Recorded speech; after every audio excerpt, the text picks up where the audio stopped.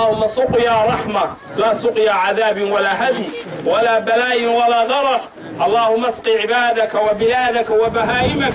وانشر رحمتك واحي بلدك الميت. كمان كان قف maanta isugu yimid barxadan aadka u ballaaran waxa ay kamid isnaayeen baahida ay u qabaan raxmadda eebe waxana salaadan roob doonta ah ee ay oogeen ay eebe kaga dalbanayeen inuu naxariistiisa u horiyo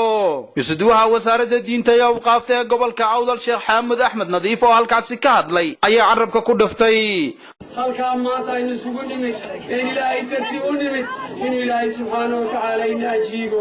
saadarteed waxa la inooga baahan yahay inaan ilaahay u toobad keeno inaan masaakiinta u naxariisano wasiirka wasaaradda beeraha jamhuuriyadda Soomaaliland Professor Faarax Cilmi Geedoole oo ka qayb galay tukashada salaadan roob doonta ah ayaa isaguna tilmaamay naxariista eebe iyo roobku ahmiyadda uu leeyahay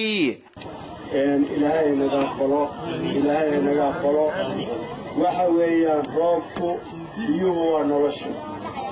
biyo la'aan nololi ma jirto geedna bixi maayo xoolo jiri maayaan dadna jiri maayo ilaahay niyadeenna aan ka dhigna mid keliyaata oo waa nolosheenna roob